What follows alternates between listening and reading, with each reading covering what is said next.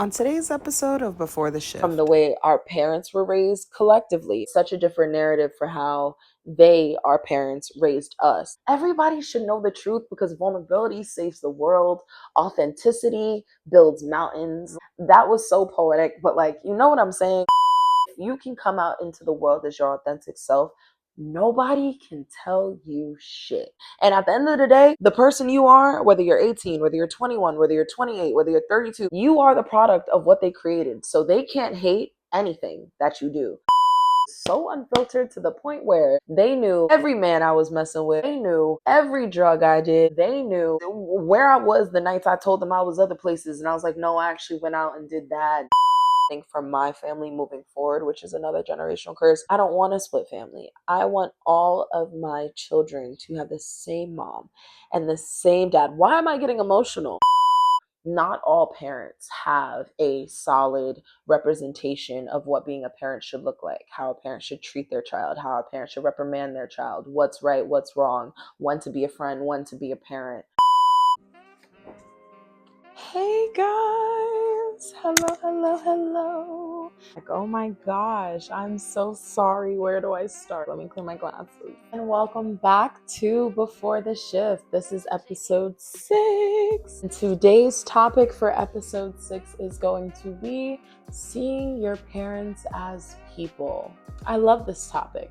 But let me talk about my absence. Can I vent for a second? It was July did a lot. And I'm just, for starters, I had a lot of health concerns, but I think before that, leading to the health concerns, I was definitely in a mental state that was just, it was a lot. I don't want to say I was depressed, but you know what? I can make another video for that if you guys would like. Leave it in the comments below. I'm always for resting before anything else. If you are feeling depleted in energy, if you are feeling low within your mental, rest. I think everybody needs to rest. I think everybody should take off work and just take a nap. And the funny thing is, I recorded a video. I did for my podcast, of course, but I just did not feel confident about that video. One, because we are in the middle of retrograde, or we were in the middle of retrograde when I recorded that video. Here is the proof. There's proof, guys. There's proof, so I'm not lying. In that video, I think I discussed a little bit within that video that I didn't want to make it because retrograde was just a lot. We're towards the end now. There's clarity. We are moving forward. If you feel it, then you understand. I feel like even for people that didn't believe in retrograde, this most recent one did a woozy. It took me. It almost took me out, y'all. But moving forward, I covered all those health concerns, got my checkups, everything is perfect now. I just think that you should always put your mental health first. Definitely gonna implement that at the beginning of this video. But let's get back on topic. That was the reason I was gone. Here's the reason I'm back though. I am back because I just still have a passion for this podcast, and I think this topic has been on my head prior to retrograde. So I was like, I need to speak on it. And now that I have everything written out and within my headspace, now is the time. So today's podcast episode, we are talking about generational curses. We are talking about childhood trauma. We are, of course, talking about seeing your parents as people, but I think that's the umbrella under so many other things that we will be discussing in this video today. I hope this video just helps everyone watching build an authentic relationship with their parents before it's too late, of course. So in regards to seeing your parents as people, I think it's very important to talk on my own personal relationship with my parents. And I think just a quick synopsis of all of that. I come from a beautiful mother who is Native American, Black and white, and I come from a beautiful father who is both Native American. No, he is Black. But I'm going to get further into that right now. Whatever. So they fell in love in Bronx, New York in around 1980, 1990, something around that time. And then I was created in 1998, which made them parents. My dad, a first-time parent, and my mother, now a mother of 2. Well, I would just say my relationship with my parents has always been very unfiltered. So ever since I was younger, my parents did split when I was about, I think maybe 5 years old. I think I could gauge that as to when they fully decided to separate. Of course, you know, for separated families, things are a little more complicated than they seemed, but 5 is what I remember. And then I could always say that with my parents and me having the relationship that we have now, that definitely started from a very young age. I think because when my parents split up, sorry if I'm looking up, I tend to do that when I'm in deep thought. But I think ever since I was younger, my dad had a very open and honest relationship with me. And so did my mother. My mother was very unfiltered. Me and her had a very close relationship ever since 5 years old, all the way up until about 17 years old. I think she kind of saw me as the golden child, which I definitely wasn't, but give or take. Or maybe I just think that of myself. I don't know. I would say I had a very close relationship with both my parents just because, one, I really like to listen. And then two, my mother always used to say as a child that I was very blunt. I used to say a lot of blunt things. I didn't really care what came out of my mouth. I didn't really know what TMI was. And I think that's because of them, simply because they never really wanted to hide things from me. My mother didn't really care at what age she expressed herself to me in so many different manners. But my dad, he specifically wanted to wait till I was 18 years old to tell me a lot of his background story, a lot of his old family lore, stuff like that, which I understand because it taught me a lot about where a child should be. And it kept me very innocent in the times that I was, if that makes sense. Like when I was younger, growing old, there was a lot of things that I shouldn't have known at that age. There was a lot of things that if he told me at an earlier age, I wouldn't have been able to process it. So kudos to him. And how am I going to talk about my parents or bring them on the podcast without expressing this part of my life first? So I'm kind of happy that you guys are getting to hear this. Hopefully I'm not jumping around too much. My parents' past, I think, is what I really want to touch on in this video, because I do think it plays an important part into how they parented me. But both of my parents were technically within the foster system. So I think that plays a large role, because in all of this, and the point of this video is that I think not all parents have a solid representation of what being a parent should look like, how a parent should treat their child, how a parent should reprimand their child, what's right, what's wrong, when to be a friend, when to be a parent. So for them, my dad, he had parents and he had the household, and so did my mother, but up until a certain age, she was put into the foster care system. So I think all in all, without giving too much of their information away, my mother never really had a close relationship with her mother, nor knew her mother that well in a way to gain that motherly daughterly bond. So I think with me and her, it was very new and it was very brand, and I think I always love her for what she did for me. But that was their upbringing in a very, very, very short synopsis. And for me, I think the perception I can take from my childhood now is that my mother was full-fledged there for me financially, and then my dad was definitely there for me emotionally. And this is even after they split. Now, my mother did everything for me. My mother did everything in the sense financially. She held a roof over my head. She made sure I was well fed. She made sure I was dressed for school. She sent me away to summer camp. Some of the best experiences that I talk about till this day at 26 years old, my summer camp experiences and how much they molded me as a young adult.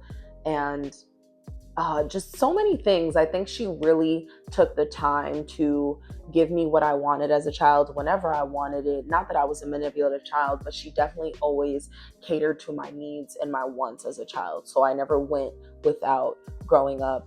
But even then, within that, I think me and my mother had a very jagged relationship simply because of the relationship that she had with my sister. Now I'm getting very personal now. I am sorry, Mom. But this is my story. This is my truth, okay? I'm just expressing it so you guys can understand further down the line on where I'm going with this video. But I think I had to grow up to fully understand that. And I also had to grow up to fully understand that, of course, leaning back to my first objective of this video, is that my mother didn't have a representation of what being a mother looked like. She just did the best she could with what she had. And, my upbringing was so much different than my sister's, but I think all in all, that's what I could take from that.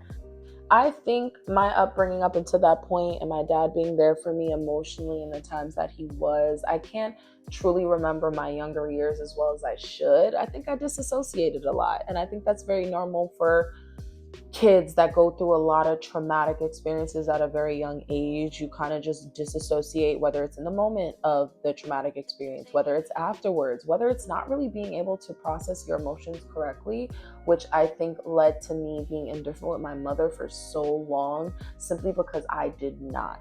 know how to express my emotions. I genuinely did not know how to express myself, which leads into astrology, because I'm a Scorpio moon, and that makes so much sense now, because I always felt I had to keep it so secretive. I always felt I had to keep it poised. I always felt that my representation to the world, and even my parents at one point, had to be this perfect child where nothing was wrong and I was always okay, and that's not the case. I think you should always express to your parents when you think you're wrong, they're wrong. You should always express to your parents when you think that something didn't go right. I think every time my mother would come to me, either apologetic or just tell me things, I always be like, no, you're great, like nothing's wrong. But there was just so much within me that I needed to heal from personally, that I couldn't even express to her, because I didn't know how to express that for myself.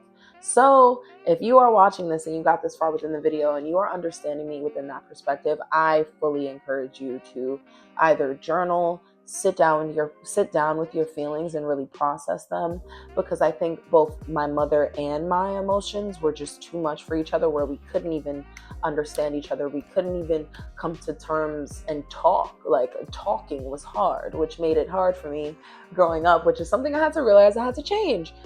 These are all things that made me realize that my mother is not perfect, and neither is my dad. And I think growing up, they always had this tat for tat, which goes on in separated homes, where one feels like they're doing better than the other. They kind of want the other to notice, but the other can't do much, but they're not there financially, but then this person is. And then it creates this resentment, and then it's just this onward building of things not adding up. It's like two ladders that never really meet a middle, so they keep like falling down. That's how I always saw it as a child. I'm like, y'all never gonna meet in the middle, and y'all over here trying to make me climb this ladder, but y'all not even, there's nothing stable for the ladders to fall on. That was a good analogy. That was off the dome. As I got older, I slowly started to emotionally build myself. I think when I left the home at 19 years old, I started to have this expressive spirit. I started to stand up for myself. And mind you, this is me at 19 years old doing all this stuff, not realizing I could have did it way before that. In that, I think the relationship I had with my parents, even after our arguments, I moved out at 19 because of the indifferences that I had with my mother, but we gained contact a little while after that, and our road has been rocky since. We went no contact again. There's just a whole lore of that within itself, but I think it took me realizing that there's nothing to hide emotionally, and there's nothing to hide in regards to how I feel, and that my opinion matters, my voice matters, my emotions matter. I realized all of that at 19 when I left the home. And sometimes I guess you do have to leave the home, especially when your emotions aren't supported by the parent within that household. You kind of just gotta go, because there's no way to relieve that other than separation. And I tell a lot of people that if there's nothing else you could come to, and you don't want to create something that you can't return from, learning how to speak up for myself, leaving the home, it built this relationship with my parents that was so unfiltered, to the point where they knew every man I was messing with. They knew every drug I did. They knew where I was the nights I told them I was other places, and I was like, no, I actually went out and did that. They knew I was using my sister's ID to go out. Like, I always had, leaving the household, which was at this point almost 8 years ago, a very unfiltered relationship with them. So I say that because I think that's something that is very important. I think if you want to have that open and authentic and honest relationship with your parents, you need to let it all out on the table. You need to just be like, hey, this is your daughter, take it or leave it. Take it or leave it. Like, I don't know what to tell you. And at the end of the day, the person you are, whether you're 18, whether you're 21, whether you're 28, whether you're 32, you are the product of what they created. So they can't hate anything that you do. Think of it like that, and you will be as honest with your parents as you can be, because I was just letting it rip. I'm like, yeah, I did this. Yeah, I did this. Yeah, I did this. Like, I just started, especially when you live on your own and you kind of have this like freedom, independence, and you feel like nobody could tell you shit. You kind of talk like nobody could tell you shit too. And that's exactly what I did when I left the home. And I love that for me, because sadly it took that for me. But I also think within my very irregular dynamic, that's what had to happen. But that's why I'm making this podcast, because I want you guys to do it the other way. And I want you guys to sit down with your parents, and I want you guys to express your feelings to them, no matter how unhinged or unbearing it may be for their emotions. You have all rights to your emotions. Moving on.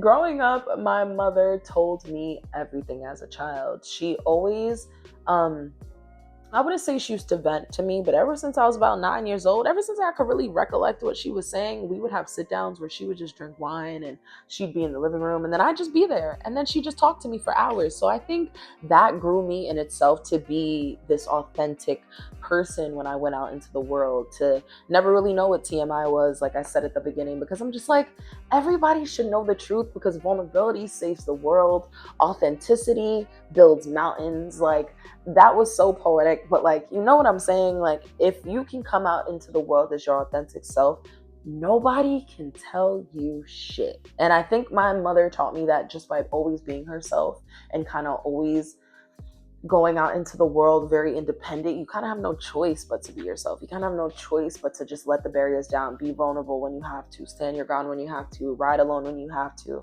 So there's a lot of the things she taught me.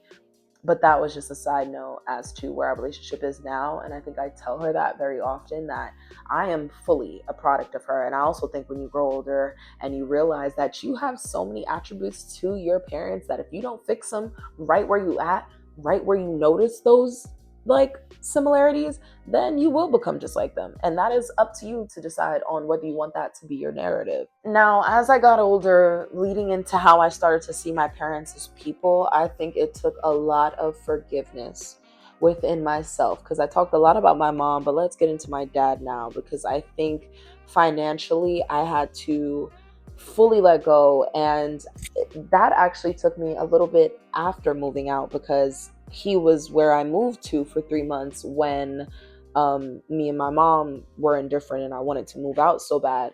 But my dad just wasn't really in the home standing in itself. He was living with a friend at the time, so it wasn't really the proper home space for me to be at. So I knew that I couldn't stay there, but I also knew that I couldn't rely on my father financially for a very long time. And that was also one of the main indifferences that my mom had. She always wanted me to ask my dad for money or threaten my dad to put him on child support. And I was like, that is none of my business. And getting older, I think I realized now that being or not being independent on him financially and just seeing him for who he is and how he handles money personally, it leads to a level of forgiveness that is so beautiful. And I think that is something I can't even explain until you get there. But I always think you should find the pinpoint of what it is that you resent your parents for, if there's any resentment. I don't think I hold any resentment for my parents now because of how much I've grown and healed from them. But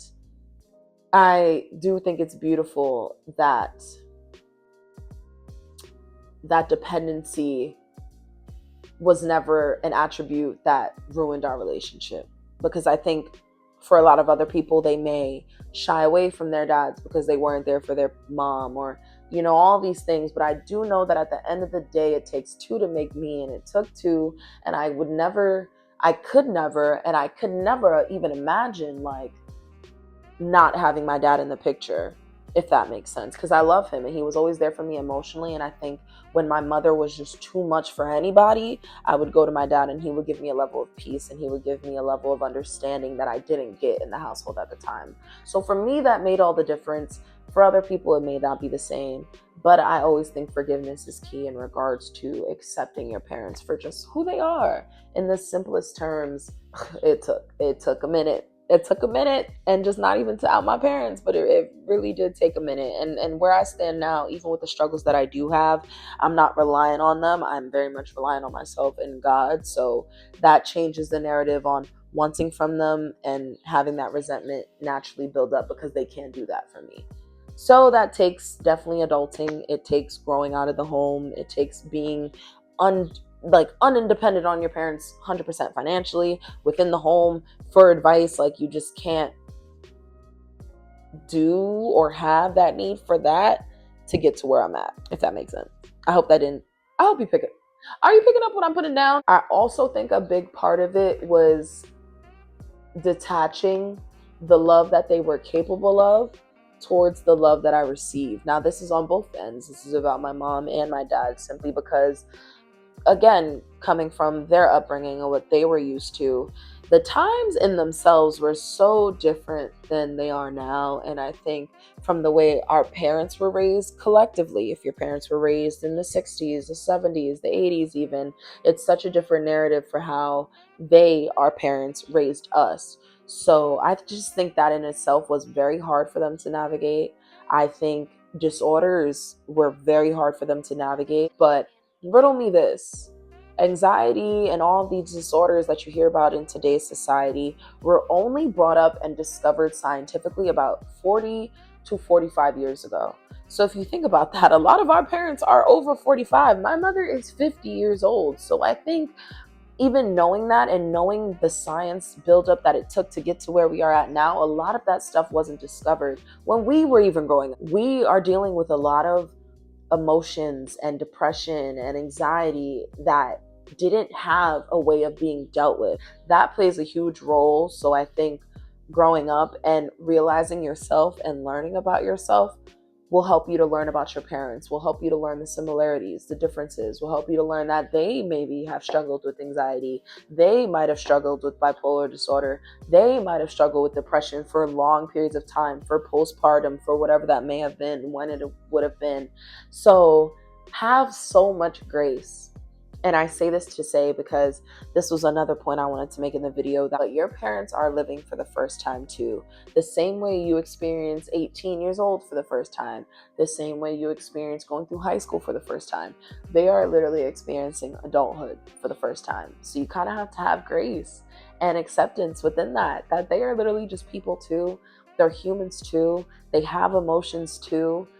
Like, it's that simple. And it almost just makes me want to call my parents after this, because I know how much they have dealt with, whether I said it in this video, whether I did it. I know who they are as people. I know what they've dealt with growing up, what they're dealing with currently. Life is not easy. I have so much grace for my parents. It's going to make me emotional.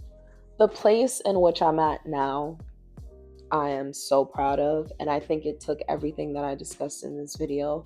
It took journaling, it took sit downs, it took having grief to who your parents were. And there will be grief to the child that you were to them. I think there were times that I noticed very late in age, like 23, 25, where I was like, I don't think I was the best daughter. I was very closed off. I was very unforgiving. I held so much resentment to the point where I didn't talk to either of my parents at a very young age for just weeks at a time. And I thought that was normal. And that's not normal. Like, if you're in a house with someone, you should communicate with them, And I think growing up and seeing a lot of my friends, I grew up in a primarily Hispanic household, and just seeing how they acted within their household, how they acted in social gatherings, it kind of made me have like a epiphany as to, this is something that doesn't happen often in a Black household, which is another reason why I wanted to make this podcast. Because I remember growing up and going to my Aunt Clee's house and just seeing everybody and having the cousins. And then because of everything my parents went through, they shy out with their family. They shy out with sisters, with brothers. And I'm like, that's not how we should maneuver in the Black community. And that's something I want to change. Which leads me to, one, not holding your parents accountable to what they didn't do. I wanted to get that out the way. And then two, dropping the resentment so that you won't create generational curses. Now let's get into generational curses, because a lot of it is unsubconscious. And I think seeing it even from the perspective of someone who works with families and who sees the older and younger generation together, it's like, you don't want to unsubconsciously hand down to your daughter anxiety. You don't want to unsubconsciously show your daughter that it's okay to be in an abusive household. You don't want to unsubconsciously tell your daughter that it's okay to have kids out of wedlock. These are so many things that are trickled down from generation to generation that I think a lot of our society doesn't notice. But I think for me personally, and I can only ever speak for me, is that I noticed a lot of the generational curses that I want to end with me. And I'm so certain on that. And I love that the CDC they released recently that the birth rate has went down dramatically. Cheers, bitches. Cheers. We did it. The CDC need to look into the marriage calculations and see how the average of marriage and how often that is in today's society. Because I think for me, and the importance for me has always been to never, ever, ever, ever have kids out of wedlock. And I only say that because someone who comes from a separated household, I know what it could do to a person as a whole. And I just know I don't want that for my kids. So I don't care how long I have to wait. I don't care if kids are no longer on the board for me. I will not have a child out of wedlock. And I say that because that's one of the generational curses I want to stop. Another generational curse I want to stop is a low income household. I don't want government help. I don't want to have a low income household. I want me and my man to be making my money. I want me and my man to have the same ambition. I want me and my man to motivate each other to go get a bag, to go look into real estate, to go invest our money into stocks together. Like, that's what I want. Up your standards to up your future. Like, I know what I want my husband to be like because I know the father that I want for my future kids. That hit me so deep. I don't know why I'm getting emotional right now. And then also, like, split families, and not that that's an issue, but I think it makes it so difficult to have closeness and community within your family just as a whole. My family going to be together. At my wedding, my brother and my sister are there, even because I technically, scientifically, terminology wise, I have a half brother and a half sister, but that's my family there. That's my full sister and that is my full brother. I think for my family moving forward, which is another generational curse, I don't want a split family. I want all of my children to have the same mom and the same dad. Why am I getting emotional? What's going on? But that's just what I want for myself. And I also think that that's a generational curse within itself. Once you're fully aware of everything your parents did, who they are, what they did for you, what they didn't do for you, and you can fully forgive them, that's when you move forward. That's when you reach seeing them as people. That's when you reach this forgiveness and this grace that you have not only for them, but for the world. And it makes life so much easier because it's almost like you can just gauge everybody as a whole. I look at people, and you know my quote. If you know me personally, you know my quote where, like, if somebody pissed me off, I want to talk to your mother. Because no, I don't want to talk to you because I know that everything starts in the home. I know that your mother got you looking and feeling and acting this way. My parents, on the other hand, they created an intelligent, beautiful, independent, hardworking Black woman who just does it for herself, does it for others at the same time, holds herself together, has a steady head on her shoulders, and I could keep going. Thank you. Oh my God, I can't believe I got through to the end of this video because I could yap all day about my parents, to be honest. If there's any part within this video that you feel I didn't touch on or you want me to touch on further, please leave it in the comments below. These are things I love talking about. I love talking about my past and how it represents me as a person and how my ancestral background is who I am today. Like, I can go for hours, but I am going to end this video here. Thank you so much for watching. But of course, I have a question for today. And my question on today's podcast of Seeing Your Parents as People is, what's one thing / characteristic about yourself you think your family doesn't know about you, or you think your parents don't know about you? I want you to leave it in the comments below. But to take it even further, I want you to tell them. Like, if it's something they don't know, if you sneaked out as a child and they don't know, or if you did a drug they don't know about, or like if you feel like you have a certain characteristic of theirs that they don't know about, tell them. Sit down and talk with your parents today. You literally won't regret it. Thank you so much for watching this video. I hope to see you guys in my next one. Retrograde is over. We are back in action, ladies. So I'll see you guys in my next video. Bye. Thanks for watching.